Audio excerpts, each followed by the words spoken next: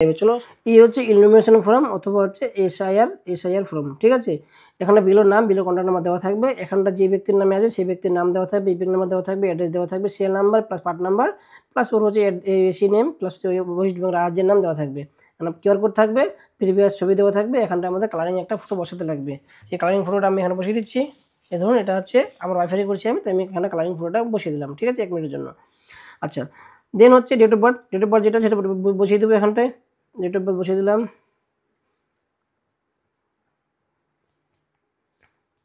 আধার number এখানটায় আপনার আধার number দিয়ে দেবেন, দেন আছে মোবাইল নাম্বার, এখানে মোবাইল নাম্বার আপনারা দিয়ে দেবেন, মোবাইল নাম্বার দিয়ে দেবেন 10 সংখ্যার। তো ফাদার্স নেম অথবা গার্জেন নেম, কি বলছে father's name oblique guardian name.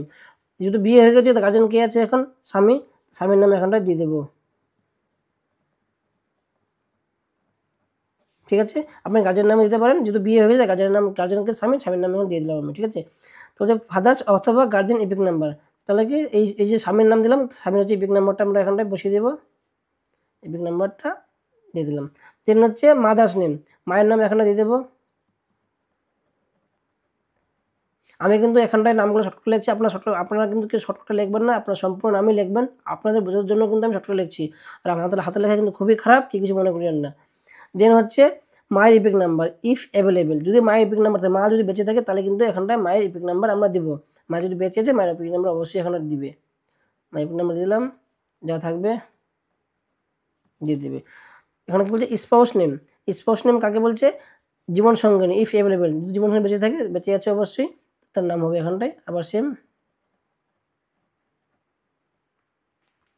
তবে স্পাউস হচ্ছে কি ইপিক নাম্বার ইফ অ্যাভেলেবেল যদি থাকে, অবশ্যই বেঁচে আছে তার দিতে হবে, তার ইপিক নাম্বার হচ্ছে দিয়ে দেবে।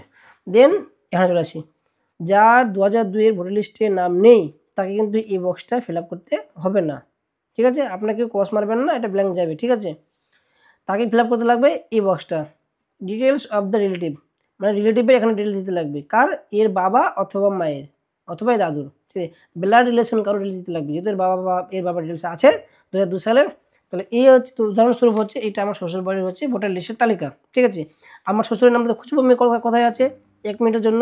আচ্ছা, 1 মিনিটের জন্য ধরলাম এইটা আমার শ্বশুরের নাম। ঠিক আছে, তাহলে কি করব আমি, এখানটা দেখুন কি আছে, ক্রমিক নাম্বার এত, হ্যাঁ, আর এটা হচ্ছে নাম, তার পিতার নাম দেওয়া আছে, আর এখানে ইপিক নাম্বার দেওয়া আছে। ঠিক আছে, তাহলে আমি কি করব, আমার শ্বশুরের যে নাম আছে সেই নামটা আমি এখানটায় বসিয়ে দেবো। এখানটায় হচ্ছে ওর শ্বশুরের নাম এখানে বসিয়ে দিলাম। ঠিক আছে, ইপিক নাম্বারটা আমি কি বসাবো, এই লিস্ট দেখে বসাবো। আমার শ্বশুরের ভোটার কার্ড দেখে কেউ এই ভুলটা করবেন না। কেউ আবার এই শ্বশুরের ভোটার কার্ড আপনি পেয়ে গেলেন, এই ভোটার কার্ড দেখে আপনি বসিয়ে দেবেন, তা কিন্তু করবেন না। এই লিস্টের ভোটার কার্ড, এই লিস্টের পাতায় যে নাম ইপিক নাম্বার আছে সেই ইপিক নাম্বার হিসাবে বসাবেন। এখানে ইপিক নাম্বার হিসাবে আমি বসিয়ে দিলাম যা আছে। রিলেটিভ নেম, আচ্ছা এইটা আমার শ্বশুরের নাম যদি হয়, ঠিক আছে, তাহলে হচ্ছে তার রিলেটিভ কে ছিল, তার রিলেটিভ বলতে এখানে কি বোঝায়, এই দেখুন তার রিলেটিভ বোঝায় পিতা ছিল, তার বাবার নাম কি ছিল, বাবর ছিল হয়তো, তাহলে কী বলবো, এখানটায় আমি বাবর লিখে দেবো, বাবর লিখে দিলাম। আচ্ছা, এই জায়গায় কিন্তু ভুল করিয়ে কিন্তু মেয়েটার আবার যে রিলেটিভ আছে, মেয়েটার যে রিলেটিভ তার স্বামী হয় হয়তো, তার নাম বসিয়ে দেন না। এখানটা যদি তার বাবার নাম দিলেন, তার বাবার ভোটার লিস্টে কে গার্জেন ছিল, বাবা অথবা মাও থাকতে পারে, যার নামই থাকবে তার নামে আপনারা এখানটা কিন্তু লিস্ট দেখে দেবেন। দেন রিলেশন সম্পর্ক, তাহলে সম্পর্কটা এখানে দেখুন কী দেওয়া আছে পিতা, তাহলে কী করতে হবে, এখানটায় পিতা মানে এখানটায় ফাদার হবে, তাহলে এখানটায় আমরা বসিয়ে দেবো ফাদার, FATHER বসিয়ে দিলাম ফাদার। তারপর ডিস্ট্রিক্ট মালদা, আচ্ছা ওয়েস্ট বেঙ্গল, আচ্ছা ওদের এসি নাম যে থাকবে এসি নাম্বার, ঠিক আছে, ওদের এসি নাম্বার 44, এখানটা হচ্ছে 44 নম্বর চাঁচল হয়তো দিয়ে দিলাম। তারপরে এসি নাম্বার দিয়ে দেবো, পার্ট নাম্বার দিয়ে দেবো, পার্ট নাম্বার ওদের যা ছিল পার্ট নাম্বার 106, আর সেল নাম্বার যা থাকবে সেল নাম্বারটা আমরা দিয়ে দেবো। এই হিসেবে ফর্ম ফিল আপ করুন, বুঝতে পারছেন তো কী ফর্ম ফিল আপ করতে লাগবে।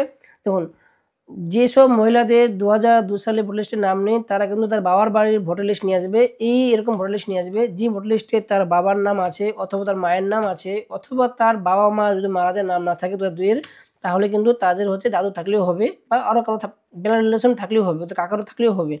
মেন হচ্ছে বাবা মায়ের খুঁজবেন, বাবা মায়ের থাকে তো অতি খুবই ভালো, বাবা মায়ের দেবেন। এই লিস্টে দেখবেন যে সেল নাম্বার কত আছে সেই হিসাবে কিন্তু আপনারা ফিল আপ করবেন। ঠিক আছে, ওই 2002-এর এটা হবে কিন্তু ফিল আপ হবে 2002-এর লিস্ট অনুসারে, ঠিক আছে। আর এই কলামটা যে আছে এটা ফিল আপ হবে 2025-এর হিসাবে। 2025-এ এর যা রেকর্ড আছে, এই রেকর্ডের যা নাম আছে ওর, হ্যাঁ, ওর ডাটাবেসে সেই হিসেবে ফিল আপ করবেন। ওর যা নাম, বর্তমান যা বয়স, সেই হিসেবে ফিল আপ করবেন। আর এটা হচ্ছে কি তার প্রিভিয়াস ডিটেলস, মানে ওর বাবার ডিটেলস দিতে হবে, যেহেতু ওর ডিটেলস ছিল না তার জন্য তার বাবার দিতে লাগবে। ওর বাবা যে কোনো ডিস্ট্রিক্ট থেকে বিলং করতে পারে, কোনো অসুবিধা নেই। দেওয়ার পরে এখন সিগনেচার করবে কে?